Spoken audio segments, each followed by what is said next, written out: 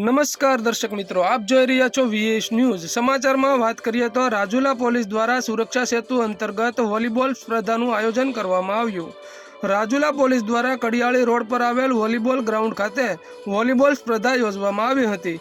અમરેલી જિલ્લા પોલીસ સુરક્ષા સેતુ સોસાયટી દ્વારા આયોજિત રમત મહોત્સવ 2023નું આયોજન કરાયું હતું, જેમાં રાજુલા પોલીસ તેમજ નાગરિકો સાથે વોલીબોલ સ્પર્ધા યોજવામાં આવી હતી અને ખૂબ જ ઉત્સાહ અને આનંદ સાથે વોલીબોલ રમત રમી હતી અને બંને ટીમો સામસામે પોઈન્ટ્સ લેવામાં આવ્યા હતા। આ તકે રાજુલા પોલીસ સ્ટાફ તેમજ નાગરિકો હાજર રહ્યા હતા। તો આવા અવનવા સમાચારો જોવા માટે જોતા રહો વીએસ ન્યૂઝ રાજુલા।